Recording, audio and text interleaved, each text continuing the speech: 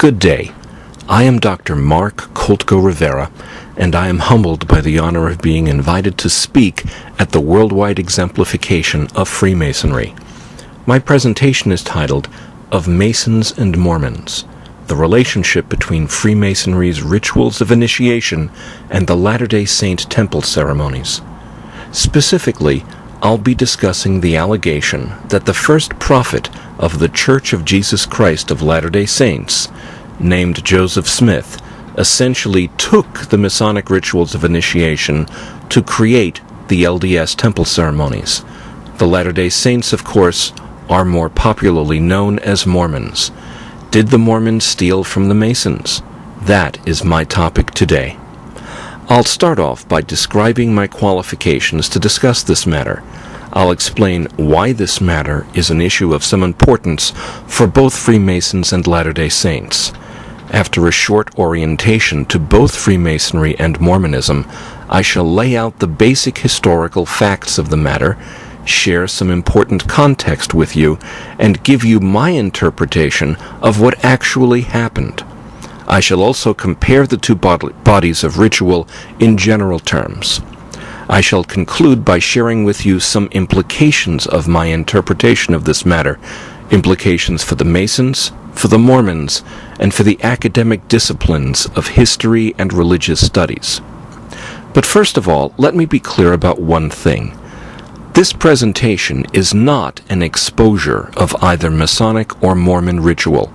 For example, I will not be describing what Freemasons call the esoteric work of their ceremonies, such as specific signs of recognition. I will not be describing much about the specific covenants made in the Latter-day Saint temple, or the various symbols that pertain to those covenants. I observe these boundaries because I myself am both a Mormon and a Mason. In the course of this presentation, I will discuss why these boundaries exist. As it happens, addressing the relationship between these two bodies of ritual does not require us to look at very close specifics. Now, you may be wondering, what qualifies me to discuss these matters? First of all, I am a Latter-day Saint. I am a convert, baptized during my college years. I served as a Mormon missionary in Japan for 2 years, largely in Hiroshima, and subsequently I have served as a counselor in 2 bishoprics, a position similar to an associate pastor in other Christian churches. I have also served as a member of a stake high council, an advisory board similar to a diocesan council in other Christian churches. I have published scholarship about the Mormon faith in such periodicals as Sunstone Magazine and Dialogue, a Journal of Mormon Thought. I first participated in the LDS temple ceremonies at the Washington, D.C. temple, and since I now live in New York City, I now attend the Manhattan temple. Currently, I am working on a book about the Latter-day Saint religion that I have tentatively titled The Mormon Faith. Overall, I am very familiar with the LDS temple ceremonies. I am also a Freemason. I was made a Master Mason at Winter Park Lodge number 239, Free and Accepted Masons, in the Grand Lodge of Florida. I became a member of the Masonic Scottish and York Rites in Florida, and today I attend the meetings of several Masonic bodies in New York City. I have published scholarship about Freemasonry in such periodicals as the Philalethe's magazine and Herodom, the Transactions of the Scottish Rite Research Society. In January of 2011, Tarcher Penguin published my book, Freemasonry, An Introduction. Overall, I am familiar with the major Masonic rituals of initiation, be they the ceremonies of the Blue Lodge, the York Rite, or the Scottish Rite of Freemasonry. Finally, I hold a doctorate in psychology from New York University. I have published scholarship in such journals as Psychotherapy, the Review of General Psychology, and the Journal of Humanistic Psychology. In recognition of my scholarship in the psychology of religion, humanistic psychology, and unified psychology, I have received awards from several divisions of the American Psychological Association. In recognition of my overall scholarly work, I have been elected a Fellow of that association. In some, I have some familiarity with the psychology of religion and religious experience, as well as the psychology of initiation. Of course, none of these organizations, no religious, fraternal, or professional organization or school, none of these organizations sponsors my appearance here or endorses any of my remarks. I bear the sole responsibility for anything and everything in this presentation. Let us consider why this topic is worth your attention. For over 150 years, people who are opposed to either Mormonism or Freemasonry have made the accusation that Joseph Smith stole from Freemasonry to develop the LDS Temple ceremonies. This accusation has hurt both Freemasonry and the Mormon Church. Within Freemasonry, this accusation created a great deal of bad feeling between Masons and Mormons. For many years, the Masonic Grand Lodge of Utah did not permit Mormons to become Masons within Utah and prohibited Mormon Masons from other parts of the country from visiting Utah Masonic lodges. This policy, in turn, led some other Grand Lodges to discuss the withdrawal of Masonic recognition from the Grand Lodge of Utah. In addition, this policy, in part, led the LDS Church to discourage Mormons from becoming Freemasons.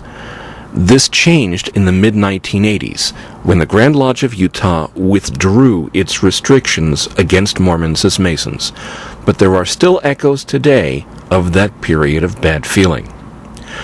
Within Mormonism, the idea that the main organizer of the church stole ritual from some other group is a serious charge.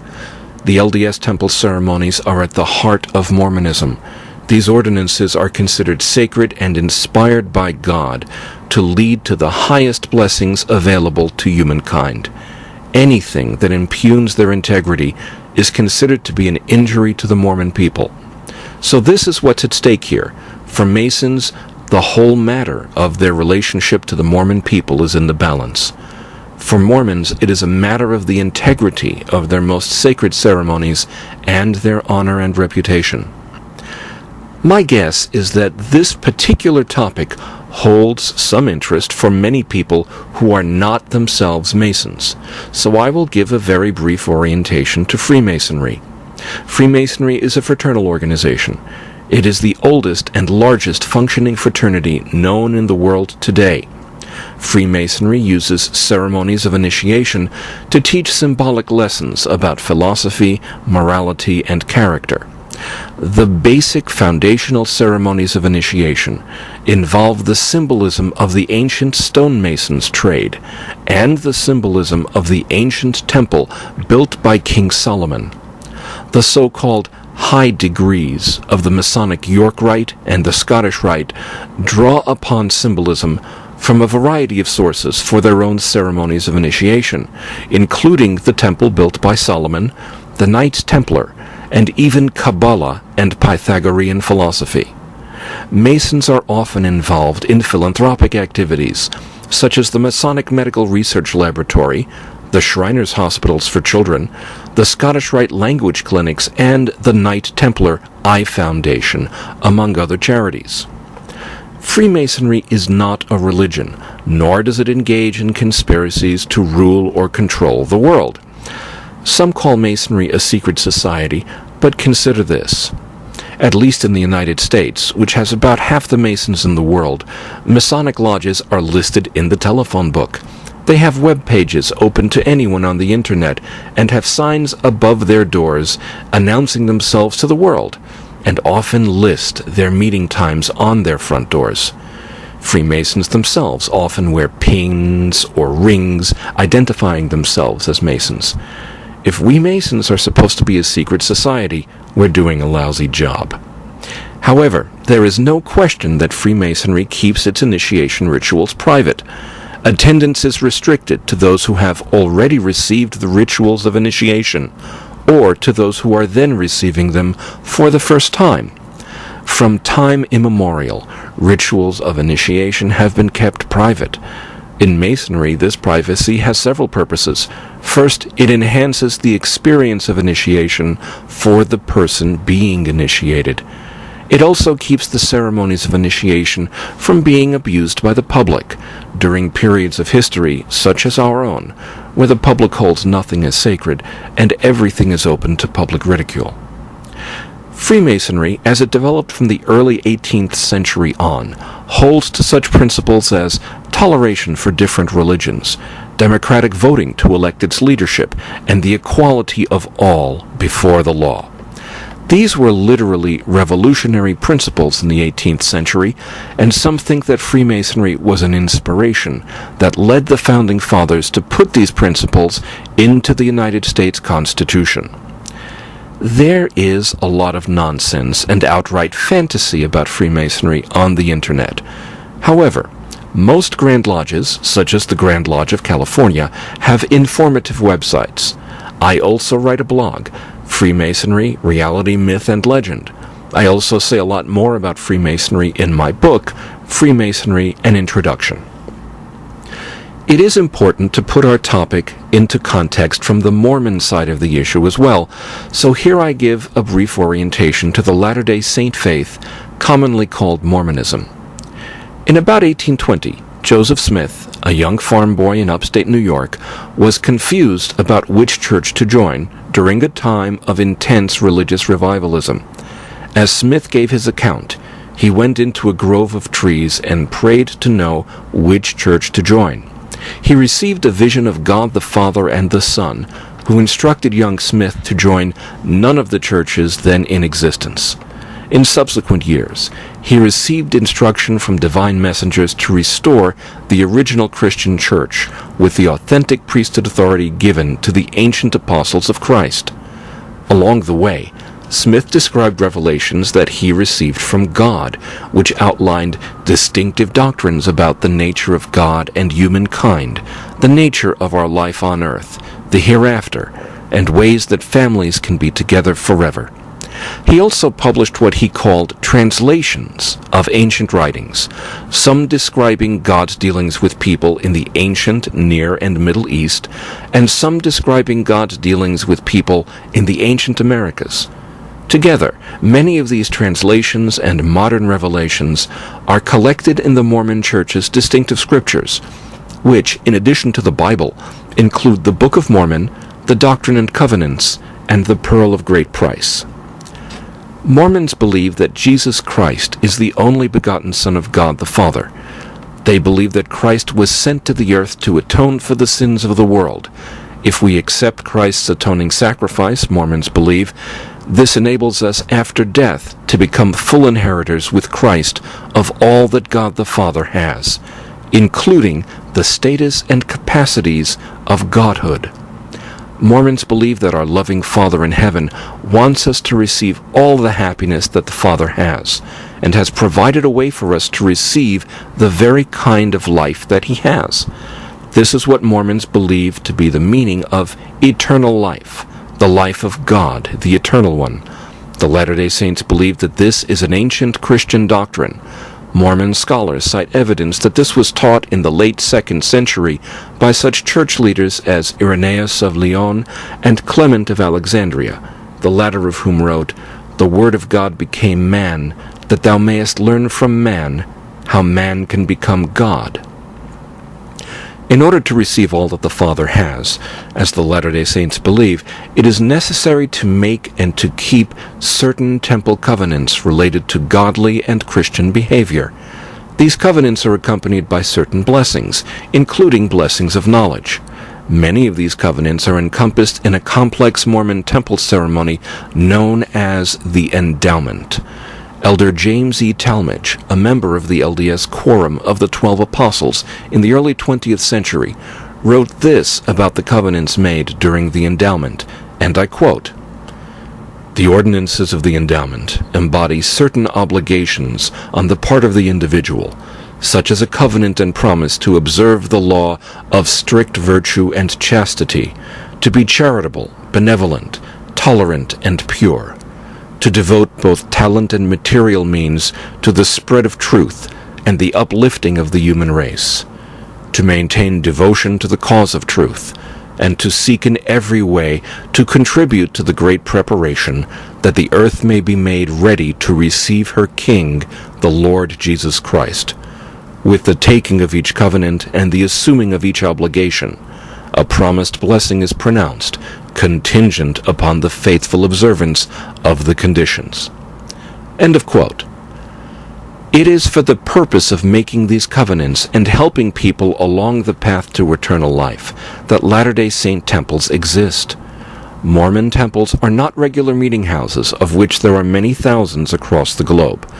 In 2011, there are 134 operating LDS temples in the world, including Salt Lake City, Utah, Sao Paulo, Brazil, Kiev, Ukraine, Abu, Nigeria, Tokyo, Japan, and Sydney, Australia, with 12 more under construction and 14 temples announced for future construction, most recently including a temple announced to be built on the outskirts of Paris, France.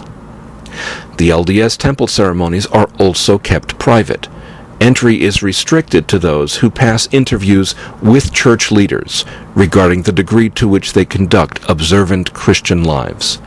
Attendance at the temple is restricted to those who have made the temple covenants or to those who are attending the temple to make them for the first time. Here again, the point of this privacy is to respect the sacred nature of the temple ceremonies. There is much more that could be said about the religion of the Latter-day Saints, its doctrine, history, and practices, such as its humanitarian work. Of course, there is a lot of fantasy and nonsense about the LDS religion on the internet. However, you can find reliable and detailed information at the website mormon.org. I also write a blog, Mormon from Manhattan. I hope to say a lot more about the LDS religion in my book, The Mormon Faith. Now, let us consider the history of the specific matter at hand: Joseph Smith, his Masonic initiation, and the development of the Mormon temple ceremonies. Joseph Smith presided over the organization of the LDS Church in April of 1830, about 10 years after his first vision of God the Father and the Son. The saints suffered intense persecution from the beginning of the organization of the Church. Persecution, often at the hands of armed mobs, forced the saints to move from New York to Pennsylvania, Ohio, Missouri, and then Illinois. In 1842, most of the then thousands of Latter-day Saints in America were living in and around Nauvoo, Illinois, a community which the saints had built as a refuge from religious persecution. By 1842, Nauvoo had grown to become the second largest city in the state after Chicago. Several Mormon Masons petitioned the Masonic Grand Lodge of Illinois for a dispensation to form a new lodge in Nauvoo. In the context of the persecution I mentioned, and perhaps out of admiration for an organization like Freemasonry that promoted fellowship and solidarity among its brethren, Joseph Smith petitioned for his own admission as a Freemason.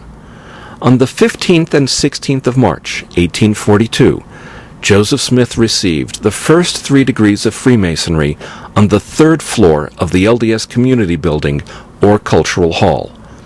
7 weeks later, on May 4th, 1842, in the same room, Joseph Smith privately officiated over a group of Latter-day Saints at the first group administration of the endowment, which became a crucial part of the LDS temple ceremonies. There is much more that could be said about the Nauvoo Lodge, but these are the basic facts that concern us here. One theory to explain these facts is the idea that Joseph Smith simply stole the Masonic rituals of his own initiation for the administration of the first LDS temple endowment ceremonies 7 weeks later. Another theory is that the two bodies of ritual have nothing at all to do with each other. I have a different approach altogether to the relationship between the Masonic initiation rituals and the Mormon temple endowment.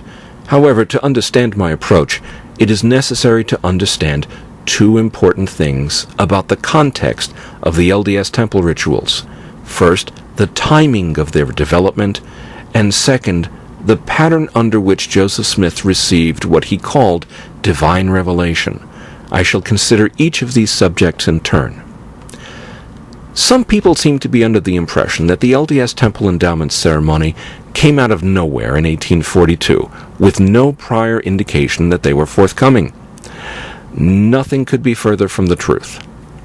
Over a long period of time, Joseph Smith reported that he had received revelations regarding temple worship. Years before reaching Nauvoo, in Ohio in 1836, Smith had built and dedicated the Kirtland Temple, sort of a practice temple where Smith administered sacred rituals or ordinances of washing and anointing. In January 1841, Smith reported that he had received a revelation from the Lord commanding the construction of a temple in Nauvoo. In part, this revelation stated the following, speaking in the voice of the Lord.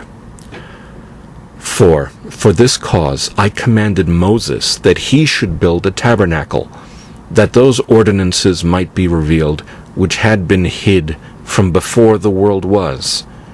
Therefore verily I say unto you, that your anointings, and your washings, and your oracles in your most holy places, wherein you receive conversations, and your statutes and judgments, are ordained by the ordinance of my holy house, which my people are always commanded to build unto my holy name.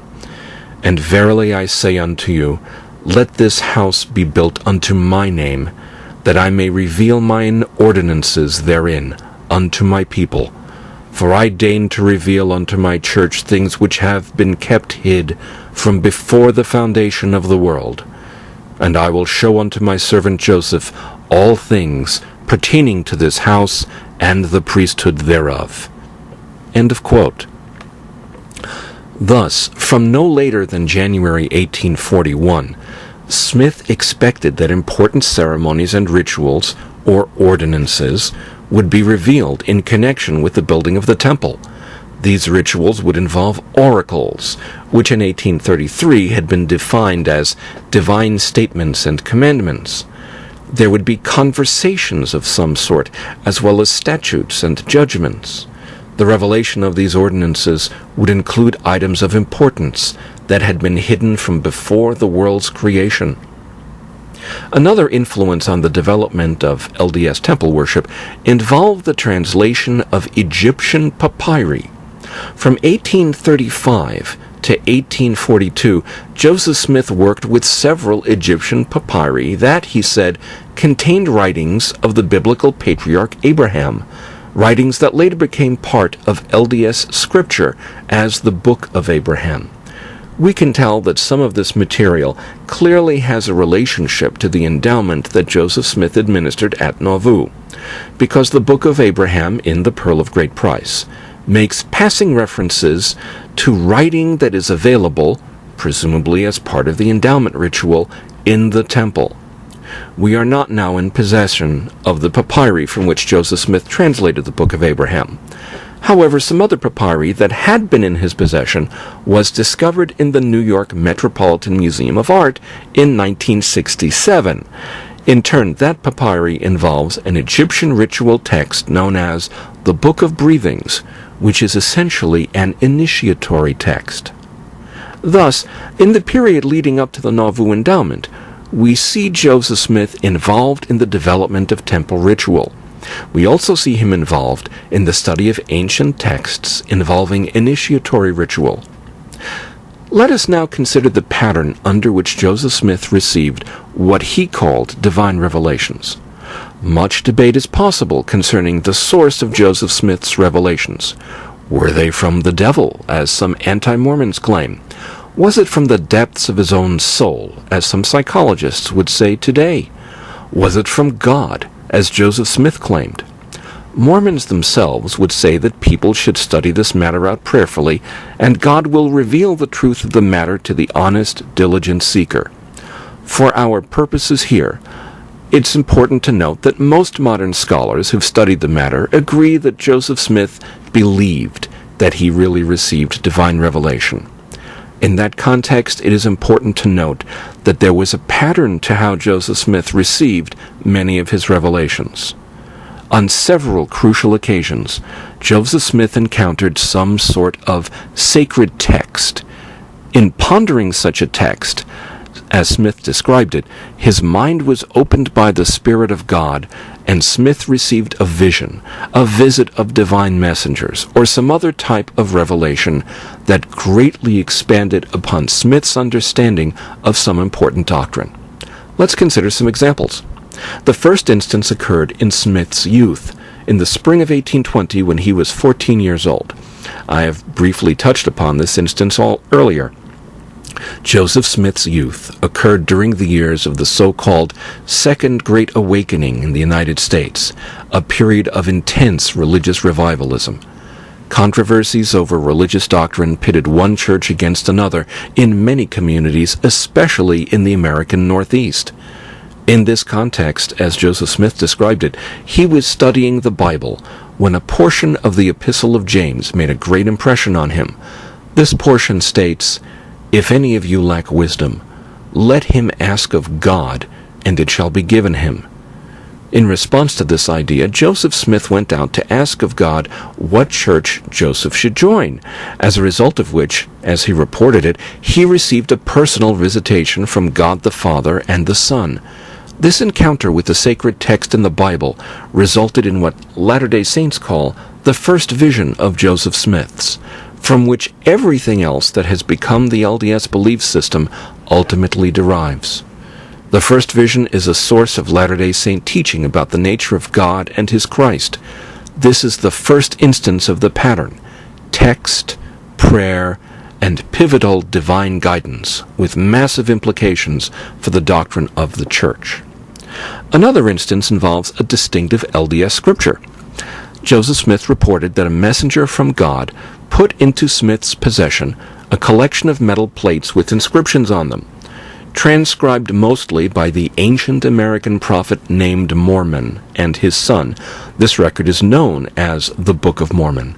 This was largely an ancient record of God's dealings with a group of Israelites whom God directed to leave the Middle East about 600 BCE, before the fall of Jerusalem to the Babylonians.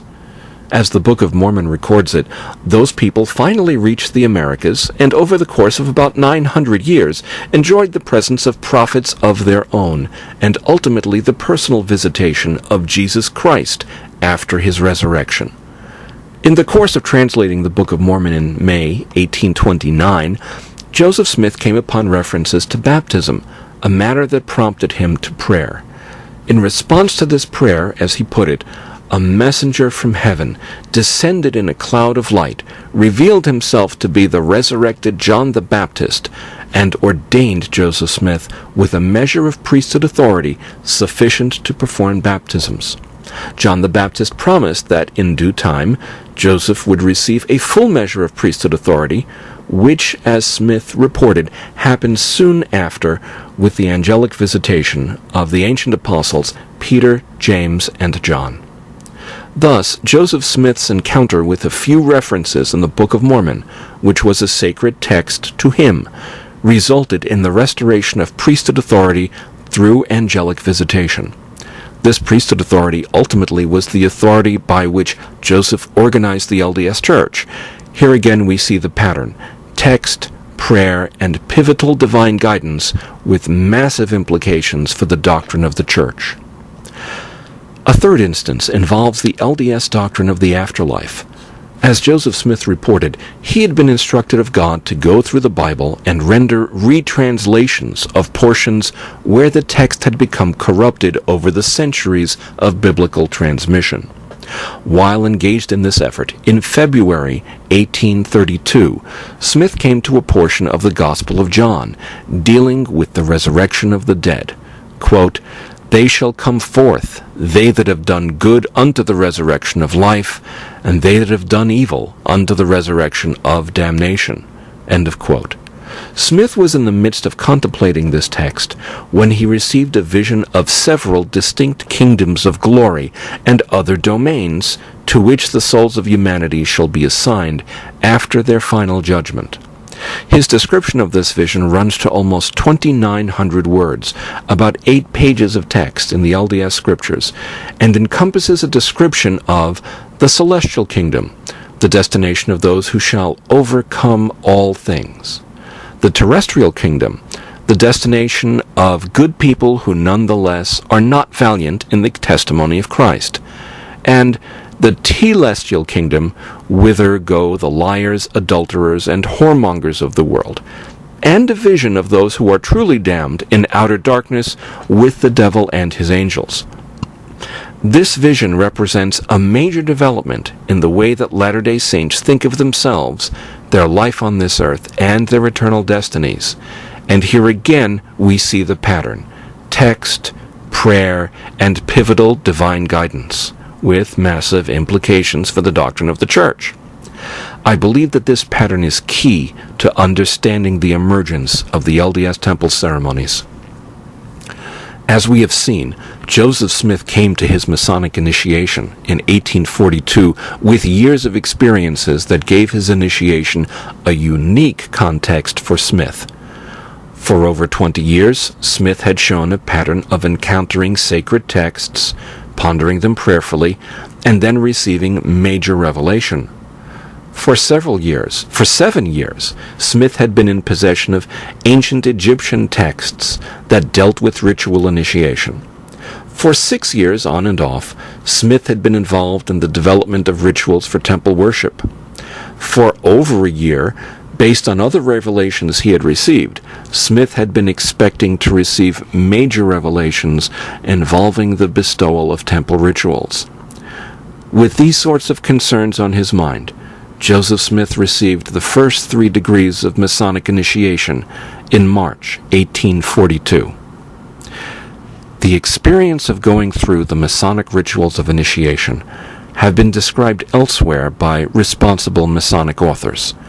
Those who have been through the craft degrees of Masonic initiation know that when the ceremonies are conducted well, they are solemn occasions that can make a long-lasting impression upon the candidate. It is my belief that the 3 Masonic ceremonies of ritual initiation constituted for Smith another sacred text for him to ponder and meditate upon. In turn, I believe this pondering and contemplation over the weeks following his initiation became a context for Smith to receive a major revelation, consistent with the pattern in which Smith had received some major revelations before. In this revelation, I believe that Smith received the LDS Temple Endowment Ceremony, a development that he had been expecting for some time. Thus, Joseph Smith's Masonic initiation was a sort of catalyst, an event that prepared Smith's mind to receive the major temple-related revelation that he had been awaiting for over a year. Smith's Masonic initiation also provided him with a sort of ritual vocabulary, something that his general Protestant upbringing in upstate New York had not provided to him. According to this interpretation of events, Joseph Smith neither violated his obligations as a Freemason by revealing Masonic ritual, nor plundered Masonic ritual for the LDS endowment ceremony. The experience of Masonic initiation prepared Smith's mind to receive, through revelation, an extensive body of ritual for the LDS Temple endowment. However, the one was not stolen for the other. A direct comparison of important aspects of the Masonic rituals of initiation with the LDS Temple Endowment ceremony is highly instructive regarding the relationship of the two. Let's consider the matter of the objectives and overall character of these 2 bodies of ritual. The Masonic initiatory rituals have several objectives.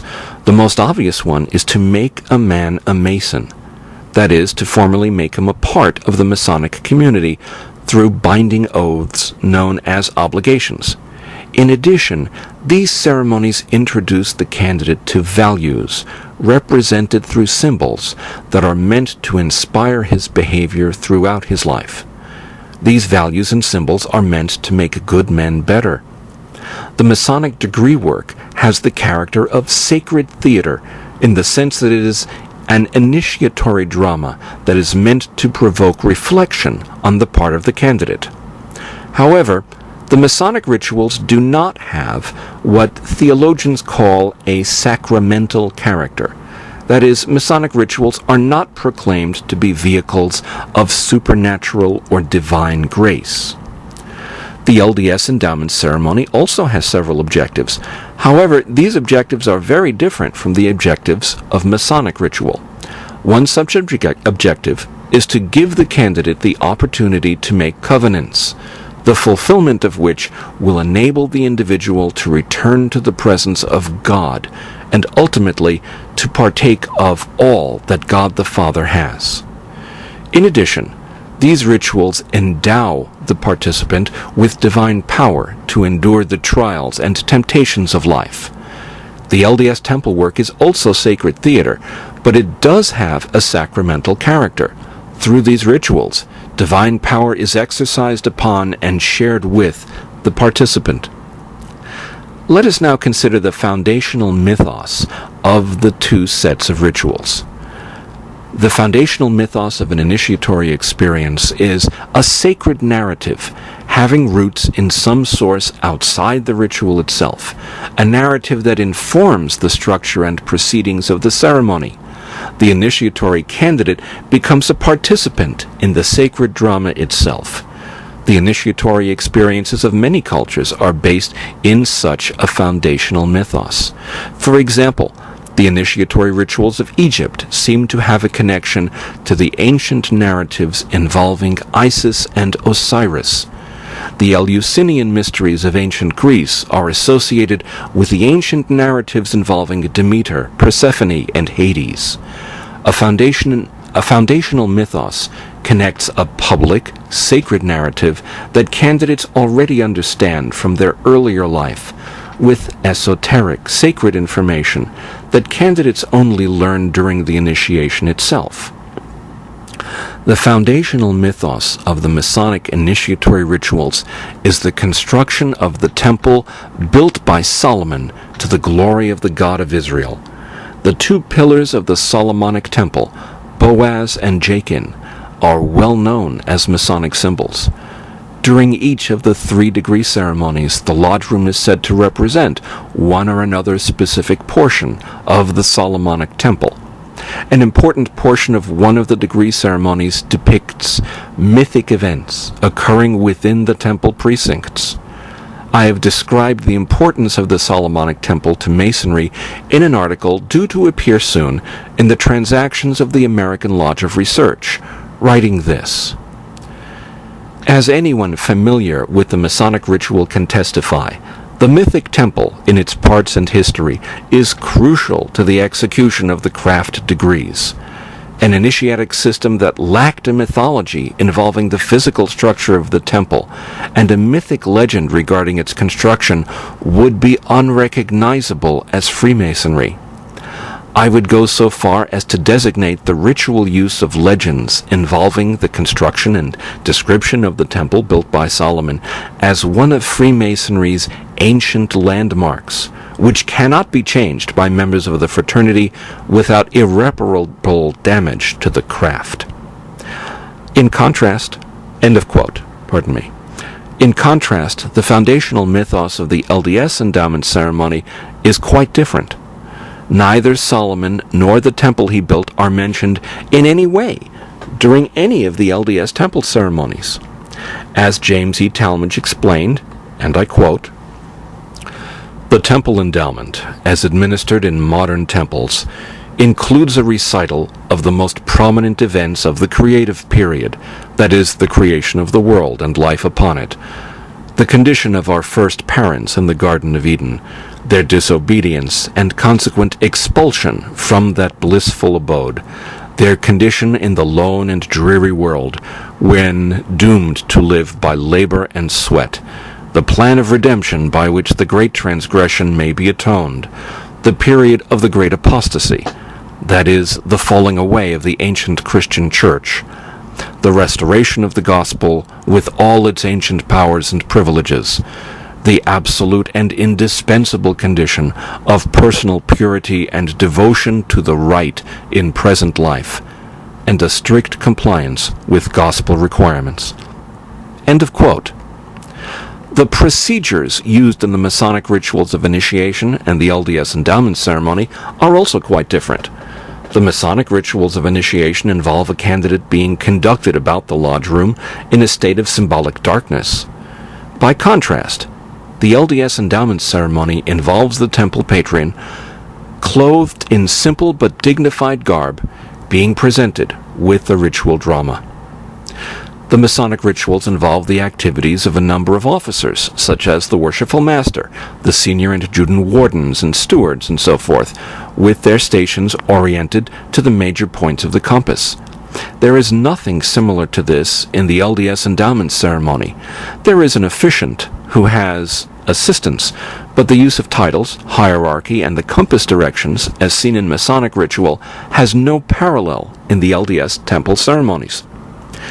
There are certain areas in which the Masonic rituals of initiation and the LDS endowment ceremony have what seem to be similarities.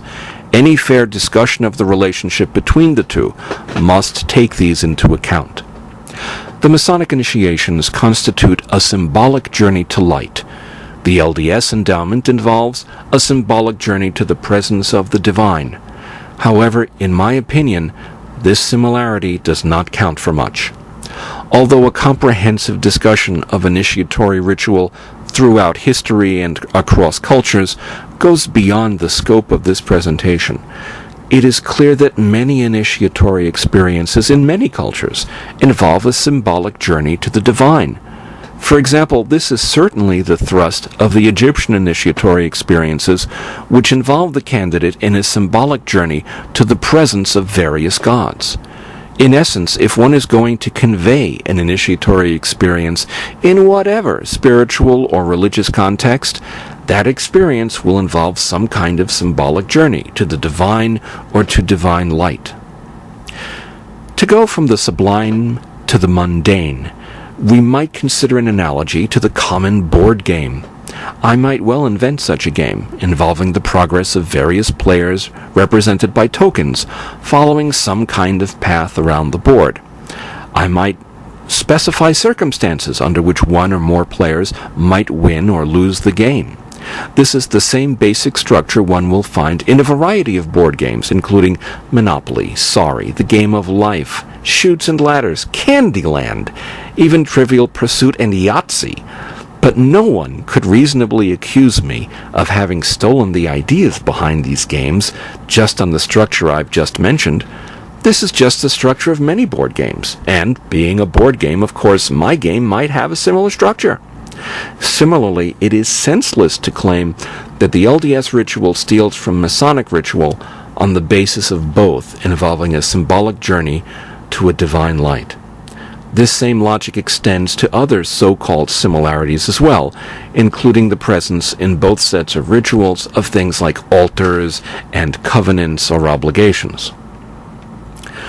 Much has been made of the supposed resemblance of ritual physical gestures made during Masonic rituals with those made during LDS temple ceremonies.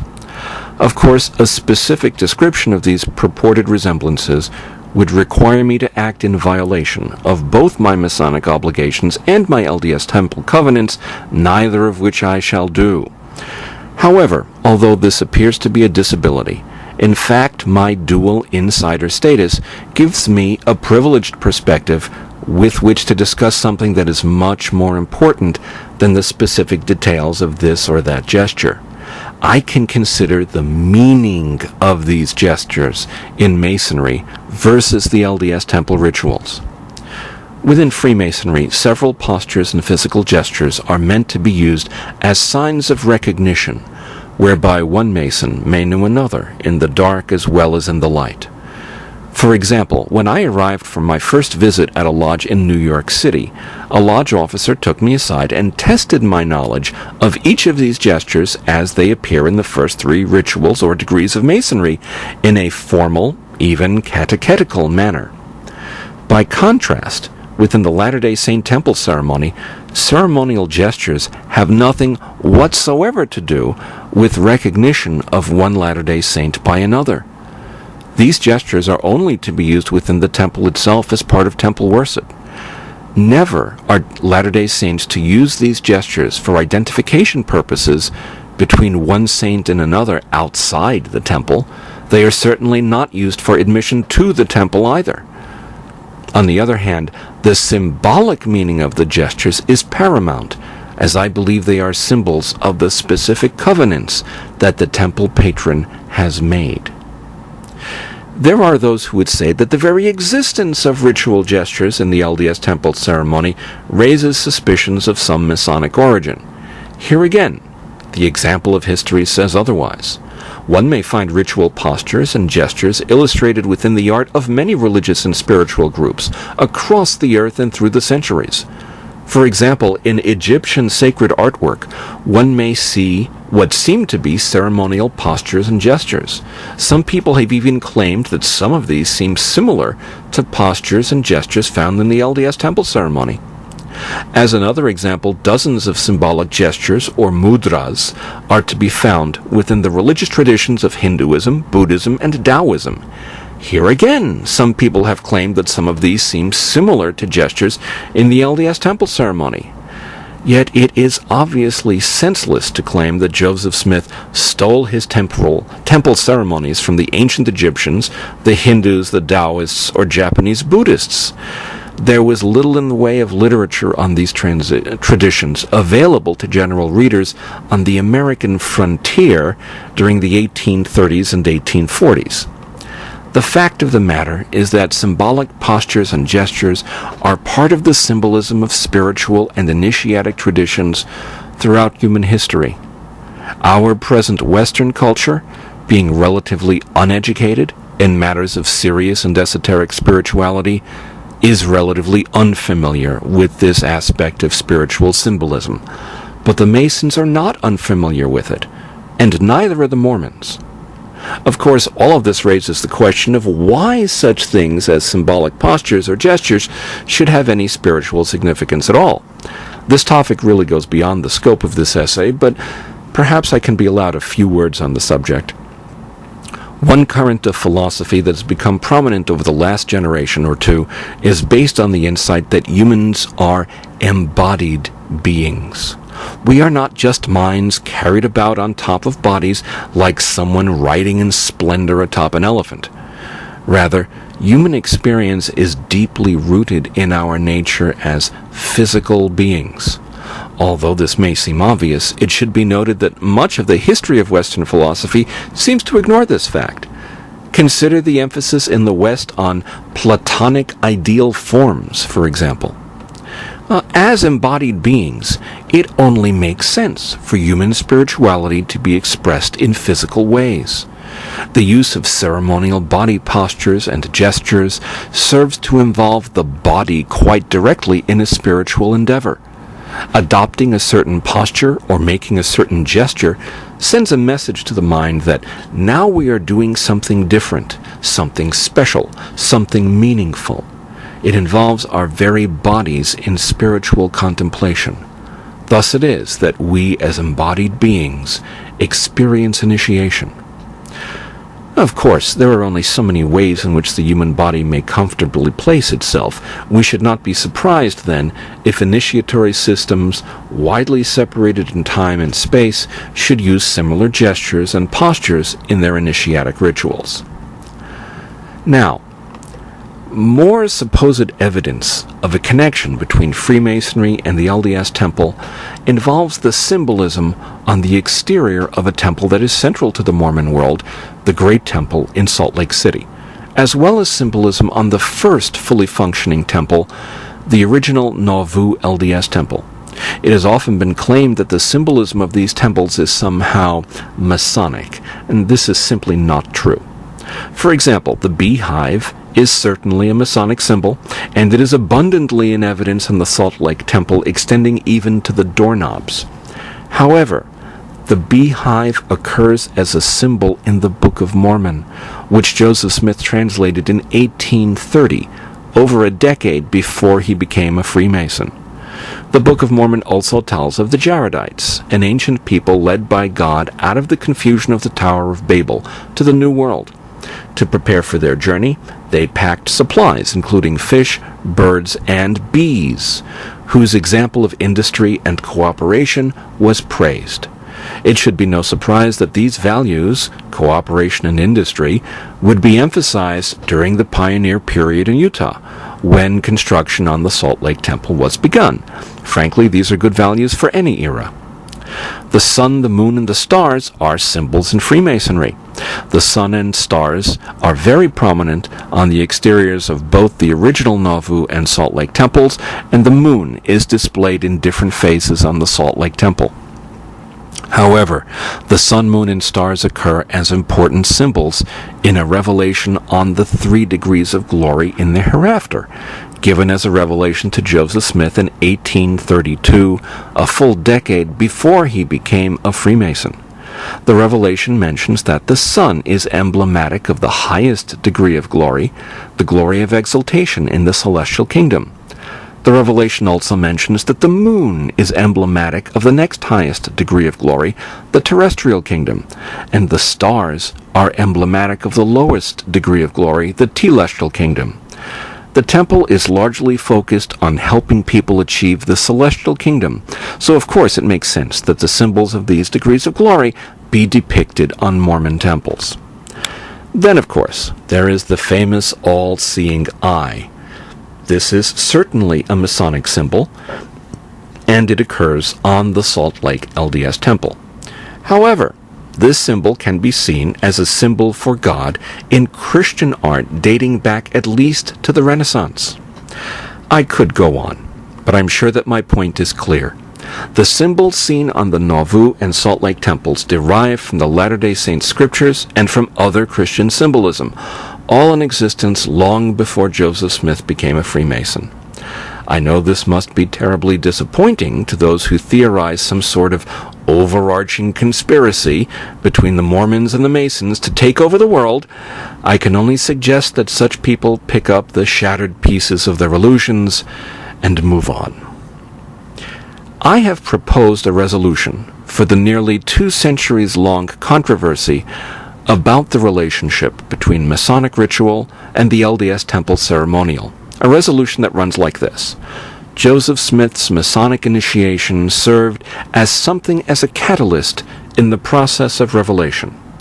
Joseph's prayerful consideration of his Masonic initiatory experience was followed by his receiving a revelation of the LDS Temple endowment ceremony. This would be consistent with the pattern seen several times before in Joseph's life. However, Joseph's Masonic initiation was at most a catalyst. Joseph Smith was not inspired by his Masonic initiation to create the LDS endowment, and the LDS Temple endowment does not derive in any important way from Masonic ritual. Although I am not the first to propose such a resolution, I believe that I am the first to propose it in this level of detail. This resolution to the controversy has implications for several different communities. These include Freemasonry, the Latter-day Saints, and the discipline of religious studies. I discuss each of these in turn. The community of Freemasonry can simply let go of the libelous charge that the Latter-day Saints or their prophet stole their temple rituals from the Masons. They can simply recognize that the 2 bodies of ritual have different objectives, mythos, structure, and content. Joseph Smith's Masonic initiation served as a catalyst for him to receive what he understood as revelation from God for the development of the Mormon temple ceremonies. It does not diminish the importance of Masonic ritual to say that it served only as a catalyst for Joseph Smith to receive the LDS Temple ceremonies. If anything, it is a testimony to the power of Masonic ritual that this ritual could serve as such a catalyst for any person of any religious affiliation. For their part, the Latter-day Saints could stand to become a lot less touchy about the idea that Joseph Smith's Nauvoo-era Freemasonry really was something of significance. I have noted an unfortunate tendency among some historians to underemphasize Joseph Smith's Freemasonry. One can find some LDS authors claim that Joseph's experience with Freemasonry was superficial and unimportant to him, and this is clearly untrue, as evidenced by the historical record. Here again, it does not diminish the importance of the LDS Temple ritual to say that its reception by revelation may have been occasioned by Joseph Smith's pondering his Masonic initiation. If anything, all of this serves to emphasize the consistency of the LDS Temple ritual with Joseph Smith's other major revelations. The same pattern seems to have occurred in relation to the LDS Temple ceremonies as happened with several of Joseph Smith's other major revelations. Encounter with the sacred text, much prayer and pondering, and then a revelation. Now for the academic religious studies community. It has frequently been noted by Masonic authors and some others that the contribution of Masonic values to the founding of the United States of America, values such as religious toleration and the rule of law, has been undervalued by historians and biographers of the Founding Fathers. A similar gap can be noted regarding religious studies as a discipline in relation to Freemasonry.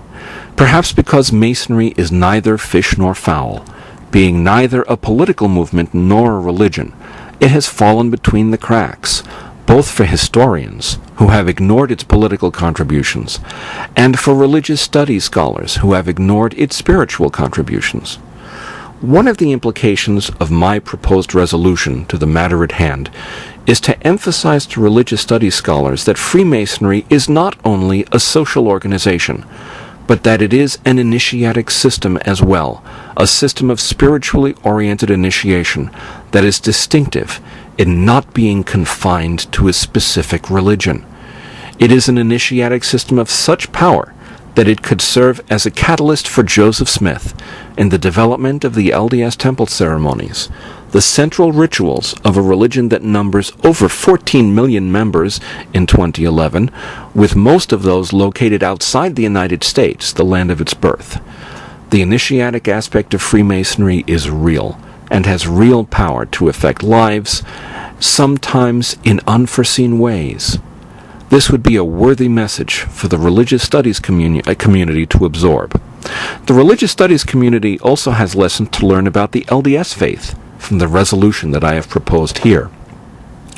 Too long has it been parroted that the Latter-day Saints took their temple rituals from Freemasonry, despite the fact that virtually every important fact necessary to show otherwise has been available publicly for over a century. The religious studies community needs to consider the LDS Temple ceremonies as important and transformative rituals in and of themselves, rather than as derivative productions. One cannot understand the LDS worldview and the impact of this religion on the lives of its adherents without an understanding of the LDS Temple ceremonies. At heart, the accusation that the LDS Temple ceremony was essentially stolen from Masonic ritual is intended to cheapen both bodies of ritual and to discredit both Freemasonry and the Mormon faith. If true, the accusation would serve to discredit the Saints because their ceremonies would simply be derivative. In addition, the Masons would be discredited because their ritual served as an inspiration for a religious group that is often treated as heretical by certain authors. Of course, these are the same sorts of authors who dislike and preach against Masons anyway. Seeing the proper relationship between Masonic ritual and LDS Temple ceremonial allows one to approach each body of ritual and each group on its own terms. The task of the scholar of religious history and religious studies is to understand Freemasonry as an initiatic organization and to understand the power of the LDS Temple ceremonies in the lives of the saints. I hope that the resolution that I've proposed to this controversy will serve to prepare the way for more productive studies of both Freemasonry and the Latter-day Saints. Thank you for your kind attention.